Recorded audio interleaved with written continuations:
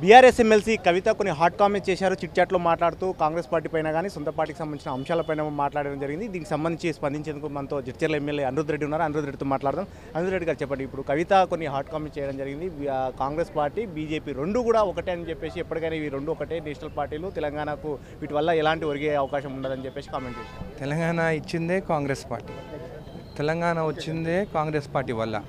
ఆ రోజు కేసీఆర్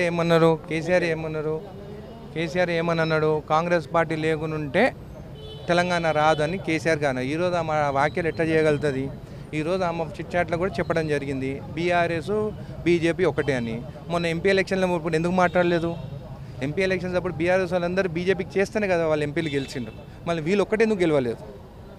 కాబట్టి అవన్నీ పట్టించుకోవాల్సిన అవసరం లేదు. అది ఆస్తి తగాదుల కోసం ఆస్తులు ఏమన్నా కరెక్ట్గా ఇవ్వలేదేమో, దాని గురించి ఆమె కొట్లాడుతుందేమో, ఇట్లా బెదిరించుకుంటే బ్లాక్మెయిల్ ఏమైనా రాజకీయాలు చేస్తుందేమో అని మేము అనుకుంటున్నాం. ట్విట్టర్లో పోస్టులు పెట్టినంత మాత్రాన ప్రజా ఉద్యమాలు కాదు, కాంగ్రెస్ పార్టీ చేస్తున్న వాటిపైన బీఆర్ఎస్ ఎలాంటి కార్యక్రమాలు చేయట్లేదంటూ కూడా సొంత పార్టీని కామెంట్ చేసింది. ఎట్లా చూస్తారా? అంటే ట్విట్టర్లో మీరు కూడా చాలా కాలం నుంచి బీఆర్ఎస్ని అంటే ఉన్నారు, ట్విట్టర్లో పోస్టులు పెట్టడం తప్ప మీరే చేయట్లేదని చెప్పేసి, అదే మీరు చేస్తున్న కామెంట్స్ని కవిత ఈరోజు చేసింది.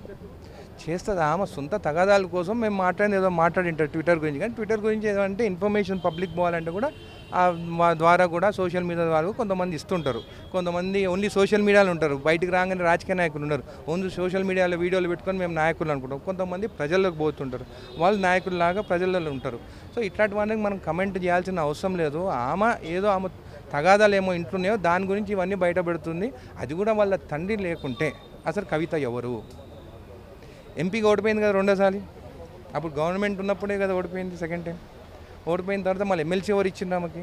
తండ్రే కదా. అట్లాంటి తండ్రి పైన తిరుగుబాటు చేస్తుంది అని అంటే ఇంకా మీరు అందరూ ఒకసారి ఆలోచించాలి. అనిరుద్ రెడ్డి గారు ఒక మాట చెప్పండి, ఏపీలో కూడా ఇలాంటి సిచ్యువేషన్, షర్మిల తన సొంత అన్న జగన్ పైన పోరాటం చేసి ఆ తర్వాత ఆమె కాంగ్రెస్ పార్టీలోకి వచ్చింది. ఇప్పుడు కవిత కూడా అన్న పైన పోరాటం చేస్తుందని ఒక ప్రచారం జరుగుతుంది. ఆ తర్వాత ఆమె కాంగ్రెస్ పార్టీలోకి వస్తారంటే మీరు ఆహ్వానిస్తారా? కాంగ్రెస్ పార్టీలో అయితే ఆమెకి స్థానం అయితే లేదు. మాకు ఇలాంటి వాళ్ళు అవసరం లేదు. సొంత తండ్రి పైన కొట్లాడేటోళ్ళు రేపు మళ్ళీ మా దాంట్లోకి వచ్చి కూడా చిచ్చు పెట్టారని చెప్పేసి గ్యారంటీ ఏముంది?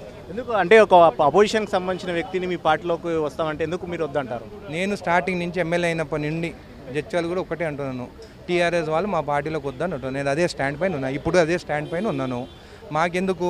సొంత తండ్రి ఇన్ని పోస్టులు ఇచ్చిన ఆయనతోనే కొట్లాడుతుందంటే రేపు మా దగ్గరకు వచ్చి కూడా ఎన్ని చిచ్చులు పెడతాడో మాకు అవసరం లేదు. ఫైనల్గా చెప్పండి, ఆమె ఎపిసోడ్ ఎటు టర్న్ అయ్యే అవకాశం ఉంటుంది? ఆమె కొత్త పార్టీ పెడతారని ఒక ప్రచారం జరుగుతుంది, రకరకాల ప్రచారాలు జరుగుతున్న నేపథ్యంలో మీరు పొలిటీషియన్గా ఒక ఎమ్మెల్యేగా ఉన్నారు కాబట్టి ఎట్లా జరిగే అవకాశం ఉంటుంది, ఎట్లా ఊహించి వస్తున్నారు మీరు? బీఆర్ఎస్ పార్టీ మూడు ముక్కల ఆట ఆడేటట్టు మూడు ముక్కలు అయ్యేదానికి ఆమె ఉపయోగపడుతుంది తప్ప ఇంకా దేనికి ఉపయోగపడదు. రైట్, ఇది మొత్తం మీద జడ్జిల ఎమ్మెల్యే చెప్తున్నది. కవిత మాత్రం సొంత కుటుంబంలో వాళ్ళ ఆస్తి తగాదాల, అధికారం కోసం చేస్తున్న తగాదాలే తప్ప వేరే ఏం లేదు. ఆమె అలాంటి వ్యక్తులు కాంగ్రెస్ పార్టీలోకి వస్తామన్నా కూడా తీసుకోవడానికి, అంటే ఇక్కడ వారిని ఆహ్వానించే పరిస్థితి లేదంటూ కూడా ఎమ్మెల్యే చెప్తున్నారు. కెమెరా రవీంద్రతో ప్రతాప్, ఎన్టీవీ, హైదరాబాద్.